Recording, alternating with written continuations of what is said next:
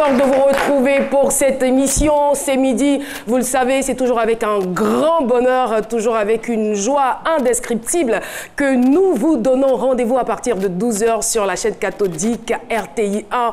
Merci en tout cas de votre confiance et merci de bien vous positionner car à 12h GMT, on est tous... Salut!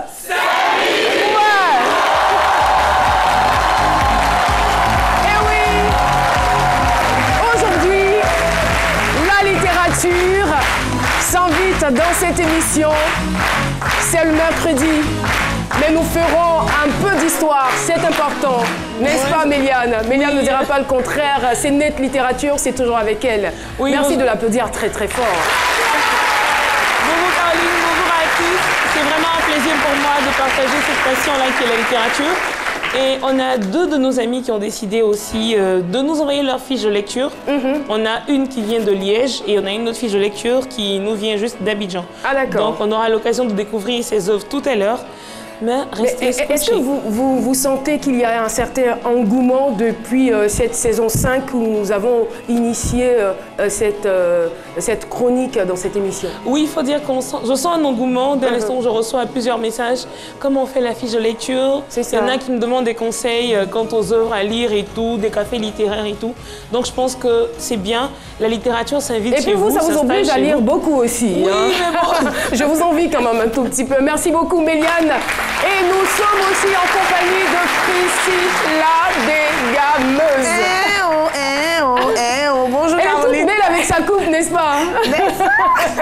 Merci Caroline. Bonjour tout le monde. Alors c'est vrai que le Massa est terminé, mais moi j'ai eu envie, on a vu tout le monde s'amuser, mais moi j'avais envie de vous montrer comment je me suis amusée à ce marché des arts et du spectacle d'Abidjan. Alors ça sera un mélange de dégamage et comme à l'accoutumée, quelqu'un sera piégé.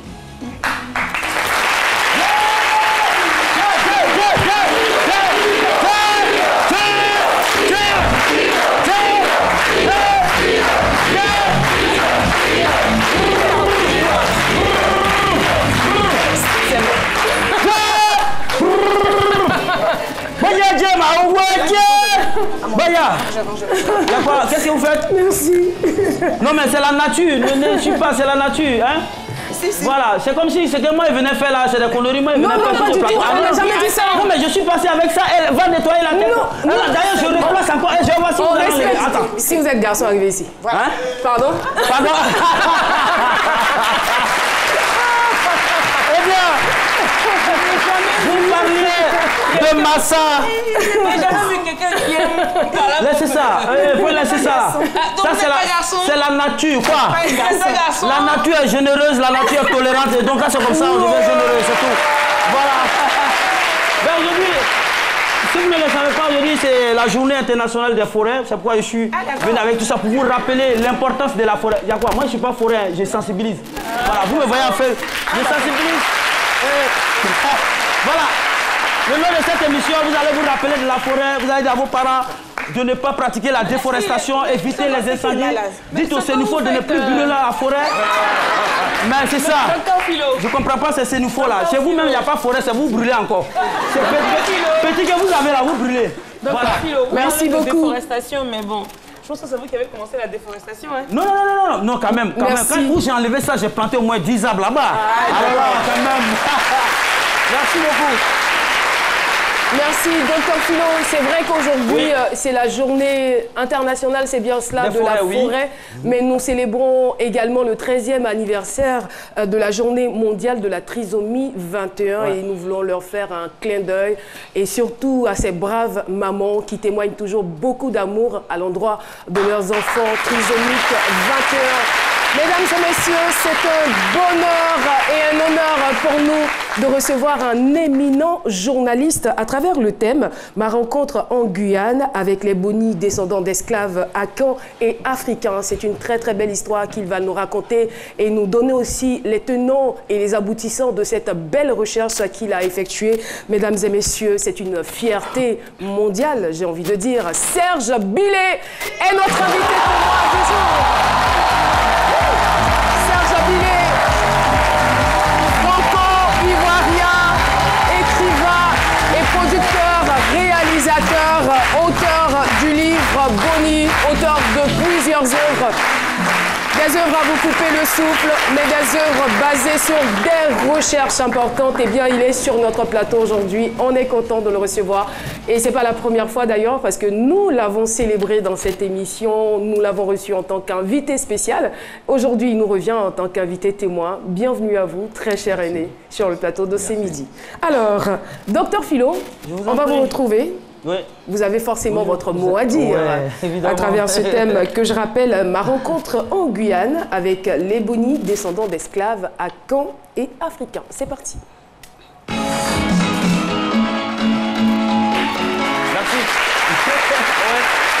Allez, vous avez fait vos recherches, c'est vrai, et vos recherches sont vraies parce que moi, j'ai fait mes propres recherches après. Parce que moi, c'est comme ça, quand vous donnez vos thèmes comme ça, vos sujets, moi aussi, j'ai fait des recherches, j'ai vu que c'est vrai, vous avez raison, vous avez cherché, vous avez trouvé, et c'est la vérité. Et les Boni, c'est ça, l'esclavage, on n'a pas besoin, vous êtes tous des étudiants, des élèves, les conséquences de l'esclavage, ça fait même que ces conséquences, des répercussions, si ces Européens-là même quand même. Guyane, là, ça c'est un territoire français qui se retrouve quelque part aux États-Unis. Donc, ça veut dire qu'ils sont obligés de payer de transport chaque fois pour aller faire leurs papiers administratifs en France. Donc, eux-mêmes, là, ils assument encore ces responsabilités, ces conséquences-là. Donc, c'est pour vous dire que c'est ça. Chacun de nous, quand on dit descendant. Bon, moi, comme je suis un ancêtre, moi, j'ai des remontants aux États-Unis. Oui, j'ai des remontants. Oui, moi, j'ai des remontants aux États-Unis. Oui, j'ai des remontants aux États-Unis. Philo Ashton Koff, c'est un milliardaire aux États-Unis, c'est mon remontant. Il a l'argent, mais moi, je suis là. Excusez-moi, j'ai pas bien entendu le nom. Philo Ashton Koff. Bon, vous ne pouvez même pas le connaître parce que c'est un multimilliardaire, il est là-bas. Ça, c'est Prissi là. Mais Prissi, ça c'est Niger et Kliachi. C'est ces ancêtres là qui ont fait, viennent cesser Kliachi là. Prissi, donc, pour vous parler sérieusement, et les Boni, c'est ça, les Akans, ils sont dans la forêt ici, les Boni là-bas de l'autre côté, c'est dans la forêt. Voilà, Boni, Power, RAS à l'époque. Quand je dis, ça c'est les cris de la forêt. C'est les cris de la forêt. Boni Wilfried, éléphant avec les dreux, tout ça. Ça c'est les arbres, c'est la forêt, c'est la. Voilà. Boni Niaouré même, tout ça là. Il a fait son clip dans la forêt, Bazana là. C'est dans la forêt, donc il y a tout ça. Mais c'est nous, on se retrouve là-bas de l'autre côté. C'est nous qui nous retrouvons là-bas de l'autre côté, dans cette forêt-là. Et je dis que vous ne savez pas l'histoire même de la présence même des Boni à chose. Ça, c'est une exclusivité. J'ai jamais donné ça sur aucune chaîne de télévision. Je vous dis ça. Ça, c'est clair. Et c'est la vérité. C'était un roi qui avait besoin un beau-fils, au fait. Il avait besoin d'un jeune homme qu'il devait donner à qui il devait donner sa fille en mariage à cette époque-là. Et ils ont fouillé partout. C'est je vais dire quoi, ceux qui sont à côté du roi là. Mais il y en a quoi à voir dans l'histoire. Voilà. Ceux qui sont à côté du roi là, comment on les appelle? Les notables. Ils sont allés partout. Les conseillers sont allés partout. Et c'est en Côte d'Ivoire, chez les Akans qu'ils ont retrouvé. Je ne parle pas du descendant d'Abla Pokou, mais celui qu'ils ont retrouvé était mignon. Il était tellement beau. Et c'est lui qu'ils ont envoyé. J'ai dit descendant d'Abla Pokou, c'est général. Pardon, il ne faut pas me mettre en problème. C'est lui qui allait à l'époque là-bas, en Guyane là-bas. Et quand il est arrivé comme bon Ivoirien, il n'a pas su se contrôler. On lui donne la fille du roi et il a commencé à faire la cour à toutes les filles de choses là, du territoire. Malheureusement, peut-être heureusement pour lui parce qu'il était heureux là-dedans, il a eu des enfants avec tout cela. Et donc le roi même connaissait même pas son nom, il l'appelait Beau, parce qu'il était beau. Mais il enceintait toutes les filles du royaume et il niait les faits. Boni.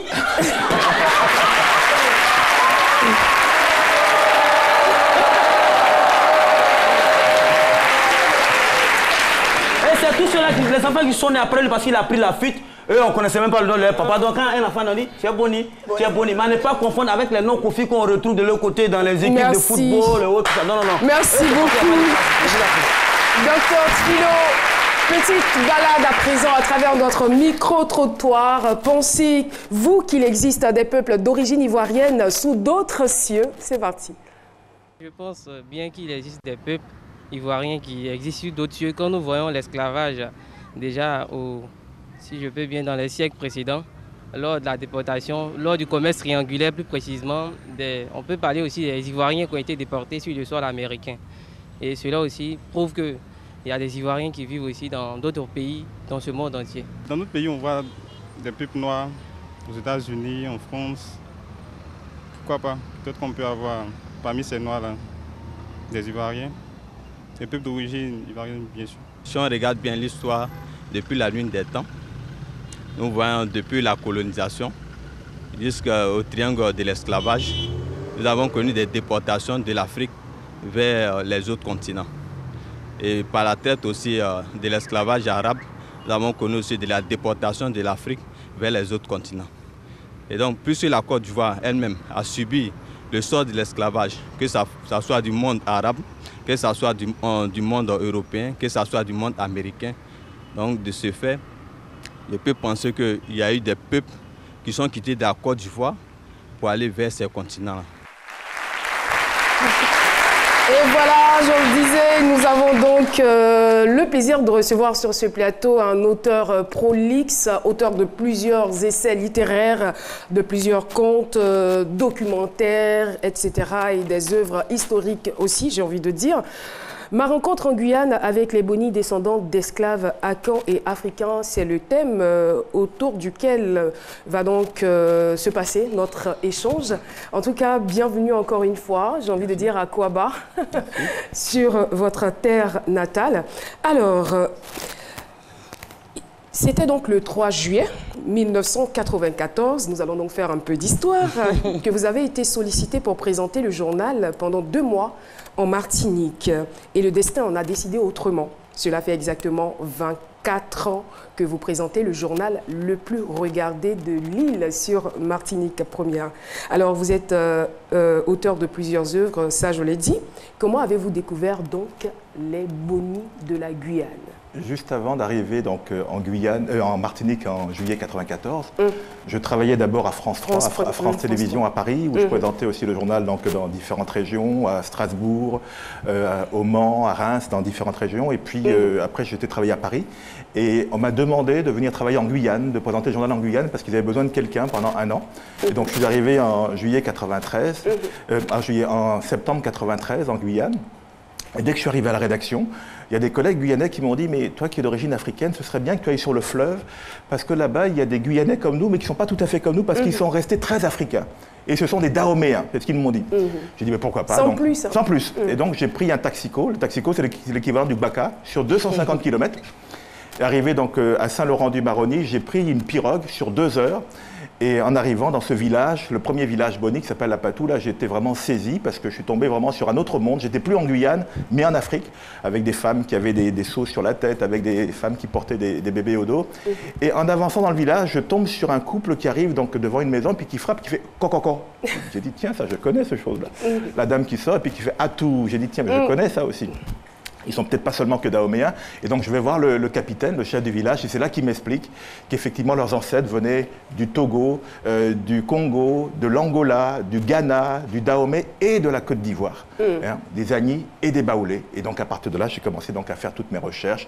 J'ai trouvé des jeunes qui s'appelaient Kwame, Kwaku, Afiba, les mêmes noms que chez nous. J'ai rencontré des vieux qui m'ont raconté l'histoire de, non pas de Kakou Ananzé, eux ils disent Kakou Ananchi. Donc raconter ces histoires. Et donc à partir de là, j'ai commencé à travailler sur cette question-là parce que j'étais subjugué, frappé de découvrir en direct que ces personnes-là venaient pour partie d'entre eux de la Côte d'Ivoire et qui étaient des Agnis et des Baoulés. Est-ce qu'ils ont pu... Merci. Est-ce qu'ils ont pu vous donner suffisamment d'informations sur leur identité, sur leur parcours? Eux, ils ne savent pas grand-chose parce que tout ce qu'ils savent, c'est qu'il y a une transmission qui s'est faite entre eux, entre leurs traditions, notamment la tradition du dieu suprême qu'on appelle Nana, là-bas aussi, hein, qui est leur dieu, qu'ils célèbrent donc à travers des autels qu'ils plantent dans la forêt. Hein, bon, pour célébrer Nana, ils sont passés par un autre dieu intermédiaire qu'on appelle le Choueli. Et donc, eux, ils ne savent pas d'où ils viennent. Ils ont juste des traditions qu'ils ont perpétuées depuis le 17e, 18e siècle. Voilà. Et nous qui avons la chance justement d'être originaires de ces pays-là, moi de la Côte d'Ivoire, mais d'autres qui peuvent venir d'Angola ou du Congo, de pouvoir identifier dans leur culture ce qui vient de chez nous, et en plus en travaillant avec les archives, notamment les archives françaises et surtout les archives hollandaises, parce que ces gens-là étaient d'abord au Suriname où ils étaient donc esclaves, ils se sont ils ont cassé leur chaîne au Suriname, ils ont combattu les Hollandais, donc les archives essentielles sont hollandaises, et donc j'ai pu travailler sur les archives hollandaises et travailler sur les archives donc françaises pour pouvoir donc savoir précisément effectivement de quelles origines étaient donc toutes ces personnes notamment donc Agni et Baoulé. Mais moi, ce qui m'étonne, c'est après tout ce temps, ils n'ont pas réussi quand même à se laisser influencer par leur environnement. Comment est-ce qu'ils ont réussi à sauvegarder la forêt, cette la culture? forêt. C'est-à-dire qu'on a l'impression de reproduire la même histoire que l'histoire d'Ablapoku. Hein, donc ces Akans partis donc des Ashanti partis du Ghana, qui traversent donc la Comoé et qui donc traversent la forêt avec tous les risques que ça comporte. Et eux, de la même façon, cette femme qui part donc de chez nous, qui arrive là-bas, qui donne naissance dans la forêt à un enfant qu'elle appelle Boni, justement, en souvenir de ses origines Akans, qu'elle lui donne naissance donc à cet enfant-là qui s'appelle Boni. Et puis, donc, quand ils font la guerre aux Hollandais, ils sont après pourchassés parce qu'ils ont d'abord infligé beaucoup de pertes aux Hollandais. Quand les Hollandais ont vu qu'il y avait un péril à la demeure, ils ont fait venir 1200 soldats et c'est comme ça qu'ils ont pu battre les Boni. Et les Boni, donc, se sont reflués vers la Guyane, du Suriname vers la Guyane. Et de la même façon, ils ont traversé un fleuve. Comme la reine Pokou, ils ont traversé le fleuve Maroni pour s'installer de l'autre côté, à l'abri, donc en Guyane. Alors, quand on est journaliste et pas historien, comment est-ce qu'on réussit à produire une telle œuvre ? Les archives, de toute façon, il n'y a pas de secret. Ce sont les archives, ce sont seulement les archives qui nous permettent d'avoir des précisions sur les uns et les autres.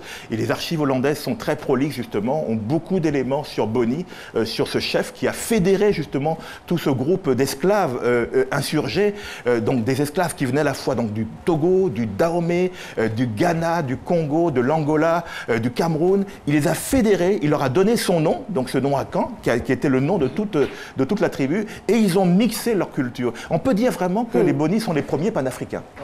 Et ça vous a pris combien de temps toutes ces recherches-là? Moi j'ai d'abord travaillé donc, il y a 20 ans déjà là-dessus, hein, quand j'ai fait effectivement donc, à la fois cette rencontre chez eux. En 1994, il a fallu organiser aussi le voyage du retour, où pour la première fois j'ai ramené une dizaine d'entre eux en Côte d'Ivoire. C'était un événement en 1994, en avril 1994. La salle du CCF était archi pleine. On a fait un voyage triomphal à Tiasalé, où ils ont été reçus par les Boni de Tiasalé. Ils ont été reçus également à Boisseau. Et puis donc après, je suis passé à autre chose, parce que je m'intéresse à beaucoup d'autres choses, notamment sur les Noirs dans les camps de concentration, sur Aimé Césaire, que j'ai connu à la Martinique. Et puis 20 ans après, je me suis dit, mais c'est pas possible. Chaque fois que je reviens à Abidjan, tout le monde me demande, et les Boni? Que deviennent les Boni? Et j'ai pensé qu'il était important de boucler la boucle en faisant un livre qui raconte un peu tout ça. Et donc effectivement, ça a mis beaucoup... Mais justement, la question, je vous la ramène. Que deviennent les Boni? Est-ce que le fait d'être venu aux sources, de connaître leurs ancêtres, entre guillemets, est-ce que cela a changé, véritablement changé quelque chose? Je dis toujours que des gens qui savent d'où ils viennent sont déjà complètement différents de ceux qui ne le savent pas.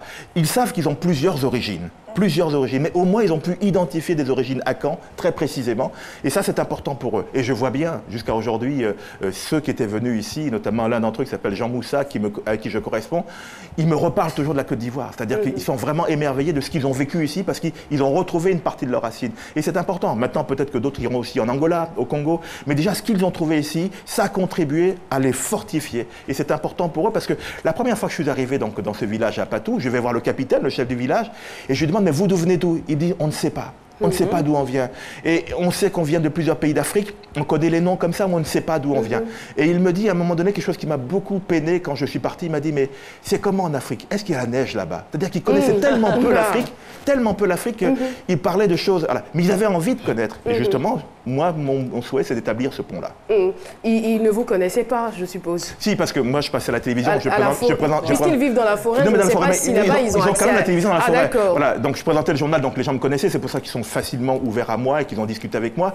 Mais ce qui est important pour moi, c'est pas tant ma personne, c'est comment on peut faire ensemble pour établir des ponts entre nous, la Côte d'Ivoire, et tous ceux qui sont partis, qui se retrouvent aujourd'hui pour certains donc en Guyane, d'autres au Suriname, aussi dans d'autres îles de la Caraïbe. Il y a un grand chef dans la Caraïbe qui s'appelait Kofi, qui était l'un des plus grands insurgés donc dans la Caraïbe, qui s'appelait donc le chef Kofi. Il y a une statue donc de lui dans certaines îles de la Caraïbe. Et puis donc à établir un lien pour que nos enfants, nos jeunes ici, savent que l'histoire de la Côte d'Ivoire ne s'arrête pas qu'aux frontières de la Côte d'Ivoire. Cette histoire, elle va plus loin, puisque des gens d'ici ont été déportés. L'esclavage nous a concernés aussi. Il n'y a pas que Gorée, il n'y a pas que le Ghana, il n'y a pas que le Fort Elmira. Nous avons été concernés. Il faut savoir que les Hollandais seulement ont déporté 95 000 Ivoiriens vers ces pays-là. Rien que les Hollandais, on pense toujours aux Français, mais on oublie qu'il y avait des Hollandais qui ont déporté des gens, les Anglais, les Brandebourgeois, donc les Allemands grosso modo, les Danois, ils sont tous venus ici pour déporter les Ivoiriens. Et rien que les Hollandais ont envoyé 95 000 personnes, et ça il faut le savoir, donc c'est important de savoir ce que sont devenus les gens qui sont partis d'ici, qu'ils soient Agni ou Baoulé,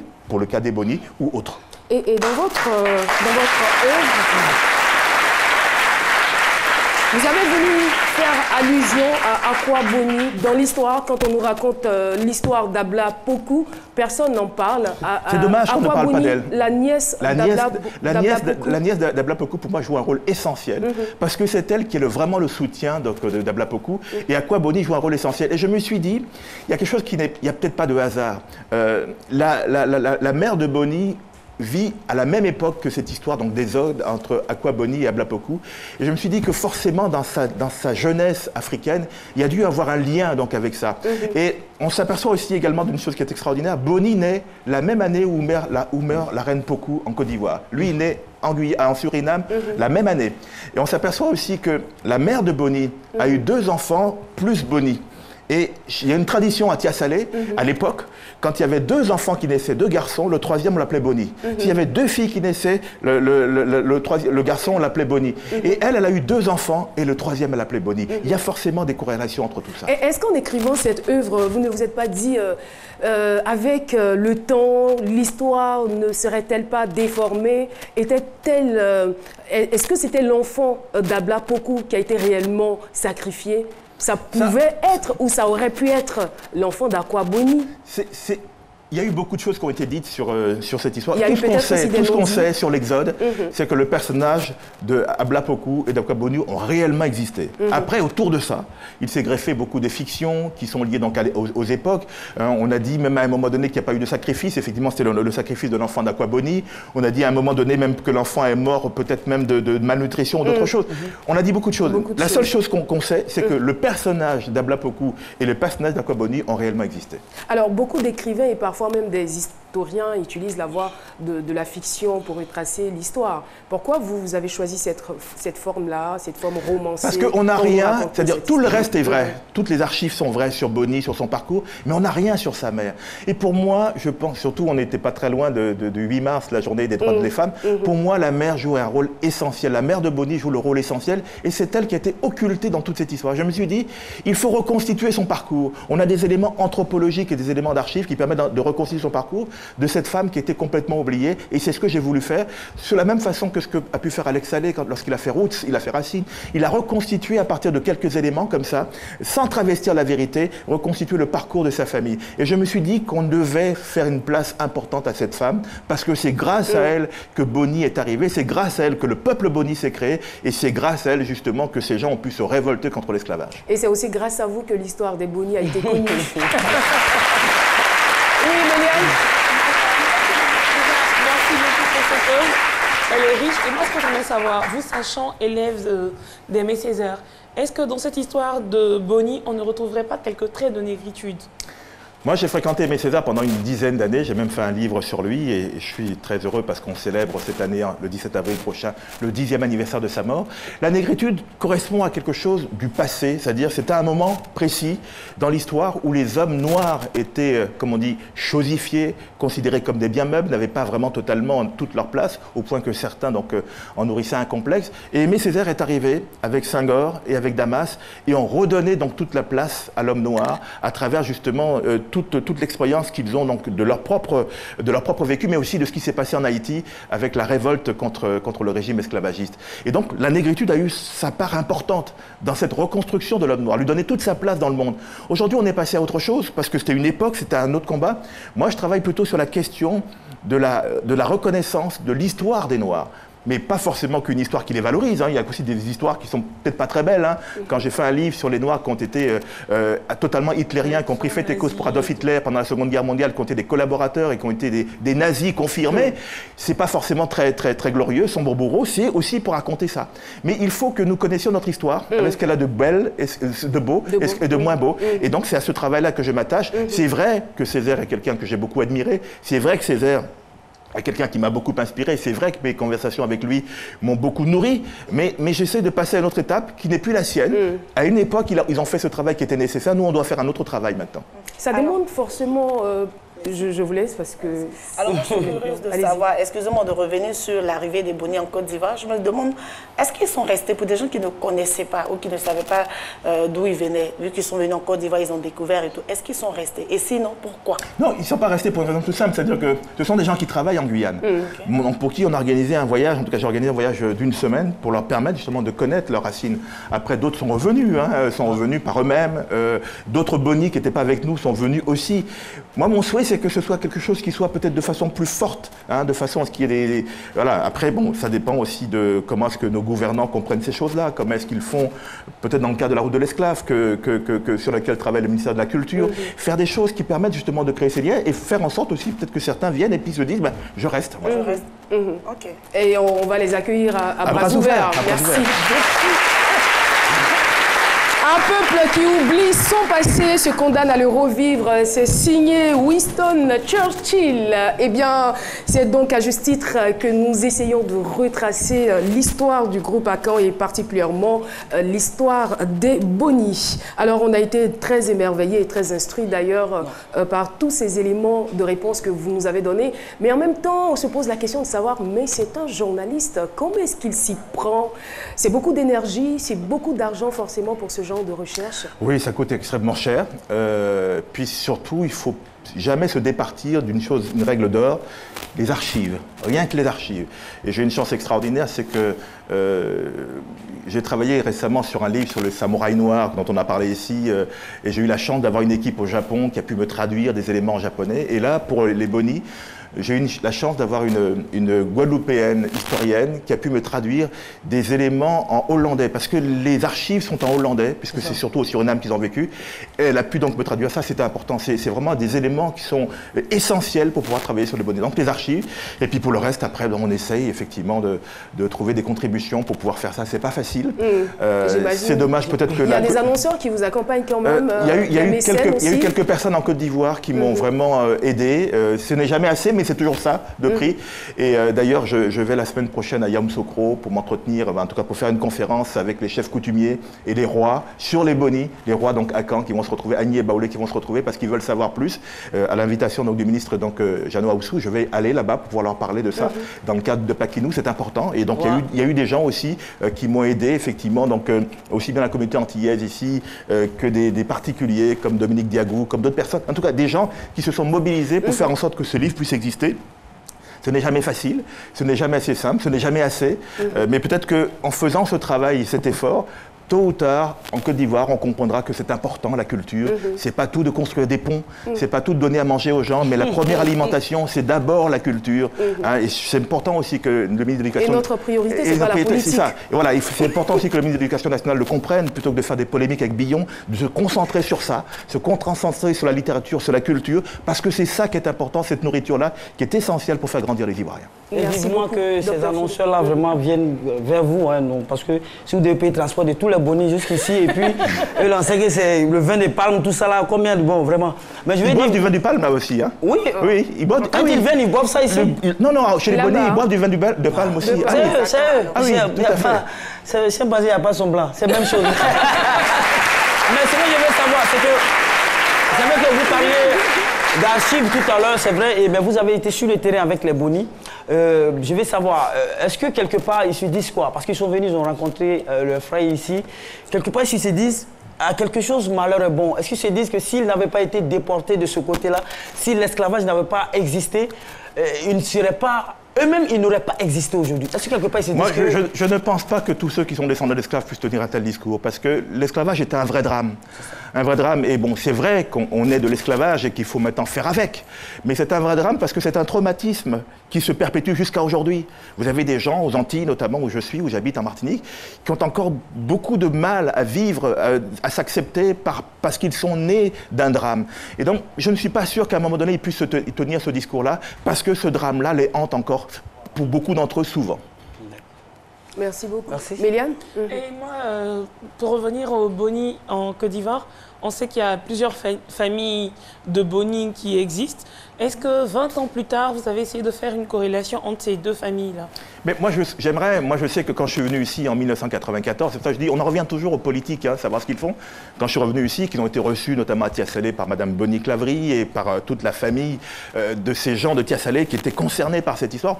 Il y avait beaucoup de promesses pour dire on va établir des ponts, on va faire des choses. Malheureusement, rien n'est fait parce que justement nos politiques ne comprennent pas encore l'importance, et je suis peut-être, j'insiste là-dessus, l'importance de ces faits culturels, de ces faits historiques. Il faut absolument travailler sur la culture parce que c'est ça aussi qui fera ce qu'on appelle l'ivoirien nouveau dont on nous parle beaucoup. C'est ça aussi. Et cette culture-là, je trouve qu'on ne met pas assez l'accent là-dessus. Et il y a 20 ans, on avait dit des choses. Et moi, justement, c'est parce que je voyais que rien ne se faisait que 20 ans après, j'ai voulu boucler la boucle et faire le livre qui va justement être quelque chose qui va ramasser un peu cette histoire-là pour que les Ivoiriens aient à leur disposition à un prix abordable, eh bien, un livre qui parle d'eux, en parlant des autres, qui parle d'eux aussi. Merci infiniment. Et je vais terminer par cette maxime de Christine Suède qui disait, je cite, « La science du passé est ton passeport pour l'avenir ». Merci beaucoup pour ce cours magistral que vous venez de nous donner. Eh bien, nous allons passer à autre chose, retrouver notre sage, le sage Sissoko, qui est déjà installé. À tout de suite. N'est-ce pas? Bonjour le sage Sissoko. Oui, bonjour Caroline. Bonjour Monsieur Billet. Bonjour Sissoko. Salut, bienvenue sur notre plateau. Merci. C'est magnifique. C'est très magnifique ce que vous faites. En tout cas, moi j'apprécie personnellement ce que vous faites. À vous entendre, ça me fait penser à un petit dicton qui dit que on croit les mots qu'on utilise, on croit l'être. Je ne sais pas si vous comprenez. C'est-à-dire, je dis par exemple que je suis fort, je suis beau, je suis riche. Est-ce qu'effectivement je suis fort? Est-ce qu'effectivement je suis beau? Est-ce qu'effectivement je suis riche? Je pense que non.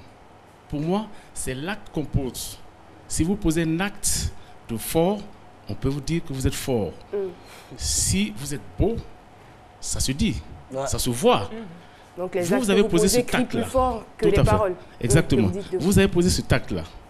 Vous êtes écrivain, vous n'êtes pas limité à écrire un bouquin sur, n'est-ce pas, les bonis de l'autre côté. Vous êtes allé les voir et vous avez pris la responsabilité de les amener à la source, chez eux, la terre de leurs ancêtres. Est-ce qu'il y a mieux que ça? Non. Félicitations. Félicitations, je vous apprécie beaucoup. Mais ne soyez pas découragés, parce que ça engendre beaucoup d'argent. Parce que faire déplacer 10 personnes de la Guyane jusqu'en Côte d'Ivoire, Abidjan, ça coûte de l'argent. Mais vous l'avez fait parce que vous êtes un Africain, vous voulez, n'est-ce pas, que chaque Africain hors de l'Afrique puisse reconnaître ses origines. Je vais vous demander d'insister sur ce que vous êtes en train de faire. Aujourd'hui, il y a cette jeune génération qui est là, ils ne connaissent pas les bonis. Les bonis de l'autre côté ne connaissent pas ceux d'ici. Par exemple, vous pouvez approcher... Non, moi je connais des bonis. Oui, elle dit on connaît Boni Wilfried. Il y a même des Sissoko en Syrie. Moi, dès que vous n'avez pas fait... Merci. Alors, vous pouvez approcher, par exemple, les différents musées que nous avons en Côte d'Ivoire ici. Il y a le musée des costumes qui se trouve à Bassam. Il y a le musée de la civilisation au plateau. Pour que ces personnes, ce peuple boni en Guyane, puissent exposer leurs objets d'art. Et quand ces jeunes-là iront au musée du plateau, on va dire, bon, ça, c'est le boni de la Guyane. Ah bon? Mais son objet ressemble à l'objet de chez nous ici. Quand ils vont envoyer leurs costumes de l'autre côté, exposés au musée de costumes de Grand Bassam, ah mais attends, leur kita ressemble à notre kita. Donc, c'est le même peuple alors. Et en fonction, quand on se pose cette question, il y a de fortes chances que ces bonis puissent venir s'installer définitivement ici chez eux. Et ça, c'est grâce à vous. C'est bon, merci beaucoup. Non, monsieur Boni sera... monsieur Billet sera c'est presque ça. Et j'ai envie de parler le taki-taki. Parce que c'est la langue que nos parents parlent de l'autre côté là-bas, en Guyane. Juste un mot pour qu'on comprenne bien. Je vous en prie. Comme je disais qu'ils venaient de différentes origines, de différents pays, ils se sont regroupés et ils ont créé une langue qu'on appelle le taki-taki, effectivement, qui est un mélange de quelques mots de leur langue, de leurs ethnies, mais avec du français, avec de l'anglais, avec du hollandais. Et c'est tout ça qui donne cette langue-là. Par exemple, pour dire bonjour, on dit weki. pour dire hein, comment ça va, Fayoutin. Ouais, ce sont des mots qui sont vraiment qui sont des mots du taki-taki. Il faut que ces jeunes le sachent. Merci beaucoup, M. Billet. Merci à vous, message Sissoko. Et M. Serge Billet, merci d'être passé sur le plateau de C'est Midi pour ce joli témoignage. Eh bien, vous pouvez nous appeler. Vous remarquez bien que nous recevons tout le monde sur le plateau de C'est Midi pour la rubrique à témoignage. Appelez-nous tout simplement au 22 01 00 00. La seule condition, il faut que votre histoire soit pertinente et intéressante. Voilà. Voilà. Alors, tout de suite, nous allons partir pour la question du jour, la question qui vaut 100 000 francs. Quel sage est intervenu dans l'émission d'hier? Réponse A, le sage Haïté. Réponse B, le sage Cassie. On voit donc A ou B au 98 133 pour tenter de gagner 100 000 francs. Restons toujours dans le domaine de la littérature avec bien sûr Cinet Littérature. Méliane Cuny, on vous retrouve tout de suite.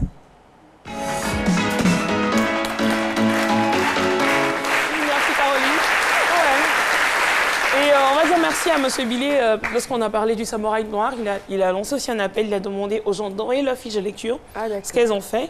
La première fiche de lecture que je vais vous présenter, elle a été faite sur l'œuvre 100 lettres dorées de Boldi Lucci. Il faut dire que l'auteur c'est Camille Hanot, ça s'affiche à l'écran.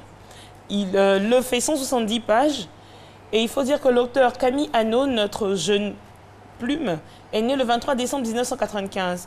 Il est actuellement étudiant ingénieur au sein de l'Institut national polytechnique de Côte d'Ivoire en réseau et télécommunications. Les personnages principaux de l'œuvre sont Lord Castel Jr., alias Boldi Lucci. On a Clark Caster, alias Sweetie Bébé la sorcière. On a Nzopé le moustique. Oui, de beau nom. On a Ngladier le génie et Mondjoué la sorcière. Cette fiche de lecture, la note personnelle de celle qui nous a envoyée, c'est que c'est un fabuleux roman qui nous fait voyager dans un univers fantastique avec une diversité de personnages, chacun amusant à leur façon. Ngladiade, Nzopé et Mondjoué, des personnages qui par leur nom nous permettent un retour aux sources et font ainsi un joli rappel de nos cultures africaines. Par ailleurs, on sent un contraste avec les noms des personnages comme Lourd Castel, John, Clara. On révèle par ailleurs le style particulier de l'auteur qui nous transporte tantôt par son récit merveilleux, tantôt par sa plume poétique. Donc il faut bien voir cette œuvre, il faut la lire et je sais que vous allez l'apprécier. La deuxième fiche de lecture nous vient de Liège et s'affiche à l'écran. Notre cher petit ami a bien voulu nous envoyer cette fiche de lecture. Elle s'appelle Niali. Son prénom, c'est Astrid Charmel. Elle a 17 ans. Elle habite en Belgique. Et elle nous parle de l'œuvre de R.J. Palacio. Il faut dire que dans cette œuvre, on parle d'un enfant handicapé. Un enfant qui a un seul œil, qui va aller à l'école, qui va rencontrer des difficultés, mais qui... Est-ce que ce personnage finira par s'intégrer? Je ne vous donne pas la réponse. Je vous invite simplement à découvrir l'œuvre et vous saurez. Mais la moralité qu'elle a voulu faire ressortir, c'est qu'il faut accepter nos différences. Il faut accepter l'autre tel qu'il est. On a tous quelque part un handicap, mais c'est ensemble qu'on arrive à construire un monde meilleur. Merci beaucoup. Merci beaucoup. Méliane Cuny. Voilà, je vois donc Serge Billet qui sourit. Je ne sais pas s'il voudrait ajouter quelque chose à la suite de ce qu'on vient d'entendre. Non, ce que je voulais dire, parce que on est souvent dans la critique en Côte d'Ivoire comme ailleurs. C'est important d'avoir un rendez-vous littéraire dans une émission comme ça-là. Je sais qu'elle a été initiée il n'y a pas très longtemps et je voulais dire bravo parce qu'on a besoin de ça. On a besoin de ça. Moi, je suis fatigué des télévisions africaines où on ne passe son temps qu'à danser. J'ai rien contre les gens qui dansent, ça me gêne pas. Mais on a besoin de littérature, plus de littérature que de danse, et c'est important que vous ayez ça dans votre émission, et je veux dire bravo pour ça. Merci beaucoup. Merci beaucoup. 12h41, plus que 9 minutes pour clore cette émission. Je reviens donc sur la question du jour. Quel sage est intervenu dans l'émission d'hier? Réponse A, le sage Haïté. Réponse B, le sage Cassie. Envoie donc A ou B au 98 133 pour tenter de gagner 100 000 francs. L'émission se poursuit. Nous allons retrouver à présent Prissy, la dégameuse.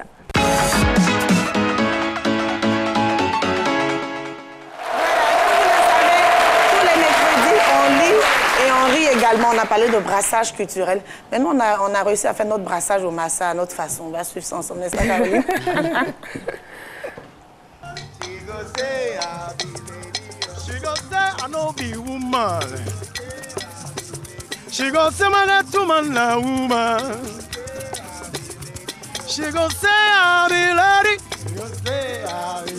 Que je dis, amour, les bas, tu réponds, hein, c'est bon? Ah non, non. Non, tu dois répondre. Amour les bas. Amour les bas. Amour les bas. Allez, avancer le finish. Allez, avancer le finish. Tu réponds, Mawa. Ah. Mawa. Mawa. Mawa. Sok papa. Mawa. Sok papa. Mawa. Sok papa. Mawa. Sok papa. Mawa. Sok papa. Mawa. Sok papa. Mawa. Sok papa. Mawa. Sok papa. Mawa. Sok papa. Mawa. Sok papa. Mawa.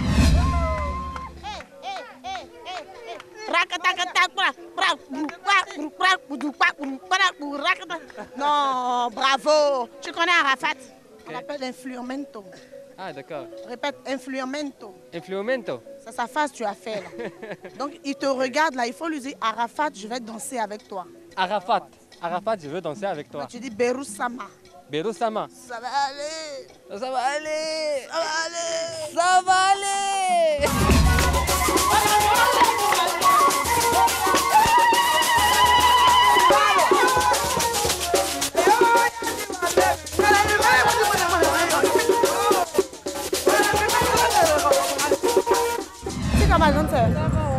Par exemple, j'ai une chanson là, ça me plaît. C'est laquelle des chansons?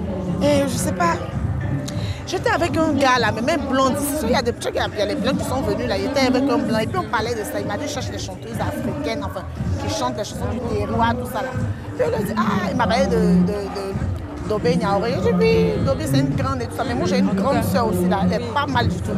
Donc là il a tourné un peu, mais il va revenir. Et puis il est où? Non, il a tourné un peu. Il va revenir. Pourquoi il fait rater les vrais trucs? Il va revenir. Ta chanson là. Bon Wally.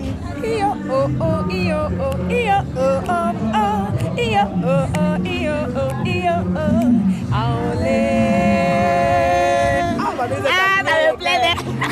Non, j'aime bien la chanson. En fait, il y a une partie où tu dis oh golago lagola. Abalago lago lago lago. Ma préina gagnon, tu dois faire concert en plein Massala. Non, en fait, c'est la partie avec mes parties. Ah bon? N'est-ce pas que Anka miena. Ok. Anka yemiena. Amba wali ayemiene massa. Ça veut dire quoi? Si tu es dans les problèmes, tu vois quand les problèmes sont durs, tu ne sais même pas celui qui t'a compté là. Appelle-moi, évoque-moi. Je vais t'enlever dans, comme on dit chez nous, je vais t'enlever dans le problème. En tout cas, moi, je ne peux pas t'enlever dans les problèmes, mais je peux te montrer à la télé. Regarde là-bas. Donc toi, on ne peut pas te prendre quelque part sans que tu le fasses pareil. Oh, mais c'est pas vrai. Je me suis vraiment fait piéger. On m'a mis en concert live en plein Massa. Mais sinon, tu peux terminer le concert pour les fans de ces métiers. Iyo, oh, oh, iyo, oh, iyo, oh, oh, oh. Iyo, oh, oh, iyo, oh, iyo, oh. Aolé.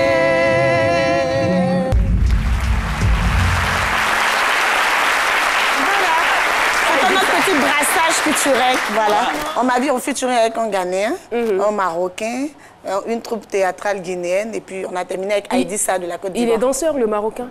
Oui, non, il fait du cirque. Acrobate. Ah, d'accord. Voilà, il fait du cirque. Donc, il voulait me montrer une phase et tout. Et je me suis rendu compte, ce qu'il faisait, en fait, c'est ce qu'on faisait dans les rocascas. Donc, tu vois un peu le brassage entre le rocascas. Tout à fait. Et puis, il y a des similitudes, quand même. Tout à fait. Voilà, tu as vu tout à l'heure le featuring du Ghanéen et de Soklopo. Et ça même, c'était le vrai brassage, même vous avec le Ghanéen. Quand vous voyez votre couple, vous êtes Ghanéen. Soklopo, Marwa, Soklopo. Tu vois, à un moment, ça chauffe. C'est la culture. Mais j'ai un peu de Ghanéen, donc ça va. Est-ce qu'après, le Marocain, il vous a posé des questions par rapport à savoir? Parce que vous lui avez cité quand même beaucoup de noms. Oui, il m'a suivi. Après, quand j'ai continué, il était là. On va voir Arafat, on va voir. Je dis, moi, mais si, c'est où il est, même là.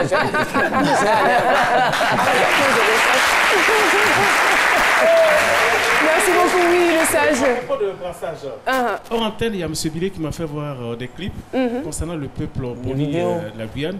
Ils n'ont même pas de danse que nous ici. À peine si on ne doit pas appeler le gbegbe ou le aloukou et tout ça. Mais c'était formidable. Les similitudes sont quand même effrayantes.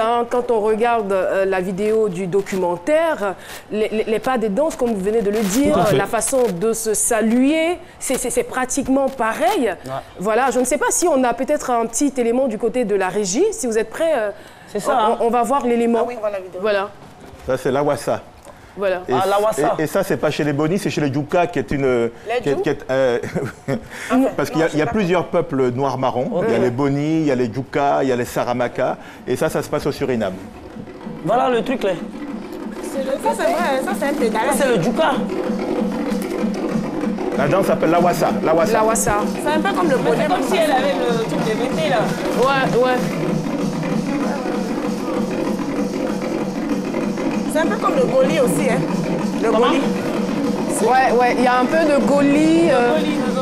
Il y a un peu de bébé aussi. Et celle la dame là avec la perruque là, ça c'est... Même chose comme la fille bêtée là. Oui, même perruque là. Tiens, tout ça là, ça me ménage, je suis fatigué, c'est bon.